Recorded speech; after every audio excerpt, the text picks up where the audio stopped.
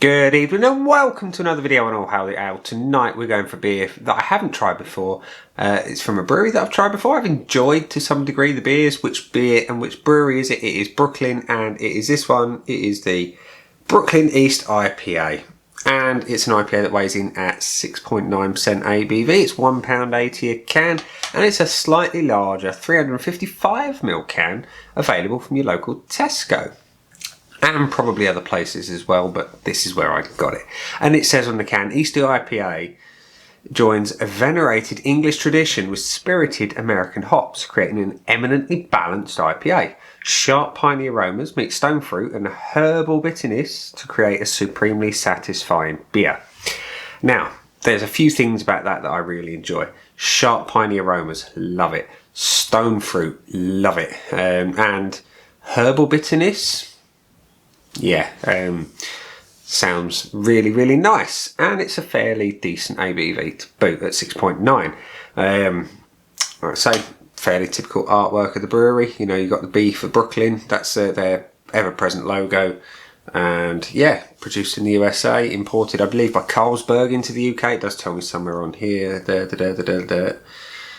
Carlsberg's mentioned. Here we go. Yeah, Carlsberg UK. So, is it any good? Well, let's find out. Let's crack it open and see what we get. I'm hoping for good things, given the description. So we're going to pour into the Vocation schooner. And the pour is... it's a decent colour. I'll give it that. See if we can encourage a head. There we are. Got a decent head on it. So, what have we got? We've got a good 2 fingers of off-white head that's pretty decent and compact. We've got a golden beer that is crystal clear. There's no real haze to it whatsoever. It looks good. There's no haze whatsoever. Like I say, no murk, no nothing. Just a traditional straight-up IPA in that sense. It's not juice, as I see it referred to. Like I say, good carbonation throughout. Yeah, looks good. Does it smell any good? Let's have a whiff. Do you know, whilst they say stone fruit, this other thing is coming through as well. And there is more of a malt profile than I was perhaps expecting. They say sharp piney aromas as well. Am I getting that? There's something slightly sharp. It's more... it's not piney though. It's sweet, it's juicy. It is kind of verging on stone fruit. Smells alright, you know. It doesn't smell piney. It doesn't smell traditional. It doesn't smell like a modern sort of IPA where it's murky, juicy, full of hops. It smells more towards a traditional side, like I say, with that malt coming through on the nose. So it looks good, it smells alright. Let's have a taste. Cheers.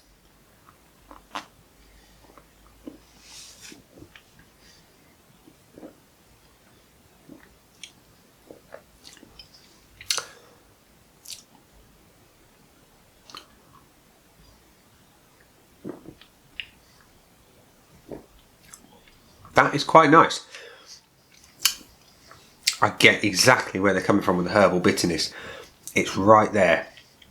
It's ever so slightly spicy, and that almost medicinal kind of sarsaparilla type quality is going on in the background. It's not anywhere near as big and powerful and obvious as sarsaparilla, but there is that tiny element of that kind of thing lurking in the background.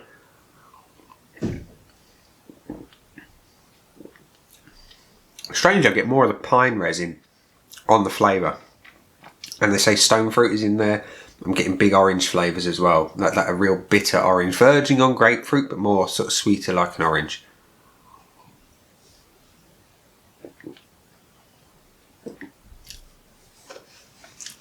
It's not a bad effort, not a bad effort at all.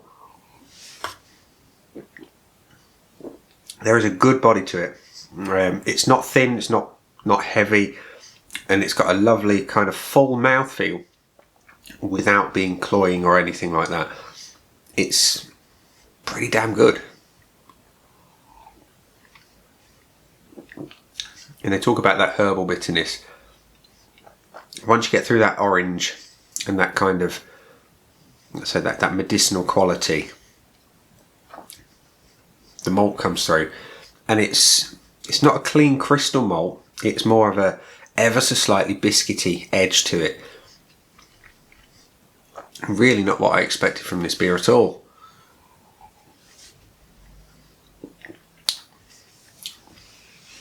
Yeah, that's not bad. That is not bad at all. So, yeah, Brooklyn East IPA. What do I think of you? Would I buy you again? Yeah, I would. I would buy it again. I like what it's got to offer. It's something a little bit different. It's an IPA, but not as you know it. You've got that slightly sort of medicinal edge to the beer on the back end, and I like that. I like things that are a little bit different, but not too out there. You know, there's elements of familiarity about the whole beer with the malts and the hops and that kind of orange-esque type flavour that's going on. But that slight medicinal edge just adds and makes it interesting. You know, you can taste it there. You can taste there's something a little bit different, but you can't quite put your finger on it. And I like that. It makes it exciting to drink and taste. It makes you want to have another sip and just figure out what on earth you're tasting in your mouth. So yeah, I would buy it again. Would I rush out and buy it again? Do you know, for something that's readily available, I think I would. I like things that are exciting. I like things that make me question what I'm drinking and figure out what's going on. This does that. It's got, like I say, all that little underpinning layer of that herbal, if that's what you want to call it, medicinal, again, if you're that way inclined, bitterness that sits there, just underpinning everything. You've got that malt that comes through on the finish and on the aroma, which I just didn't expect from a modern IPA. I expect them more to be sort of hop forward. And don't get me wrong, there's hops aplenty in this, but they are really quite in a supporting role for the whole thing. They obviously add their sort of bit to the recipe, but that little bit of underpinning layer of interesting goodness, and yeah, that's going to come from the hops. It's exciting. I like it. And it's good value. You know, 355ml as opposed to your 330. It's not quite your 440, let's be honest. And I would like that to be.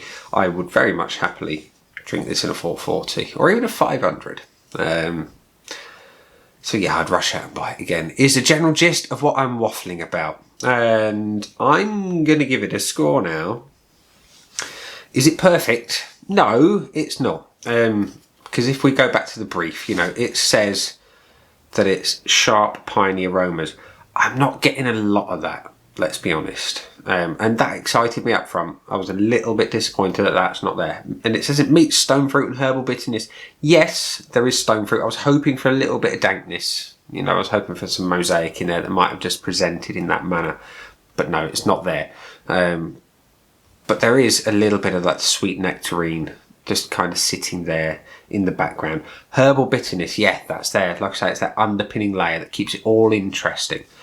So whilst it doesn't fulfill the brief that it says in the can perfectly to my taste buds, it's still very, very good. So on that basis, I'm going to give Brooklyn's East IPA 4.5 out of 5 on the old Untapped score sheet.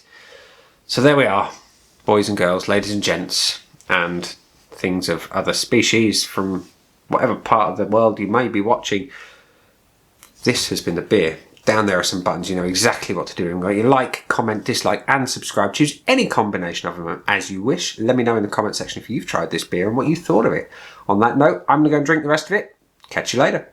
Bye.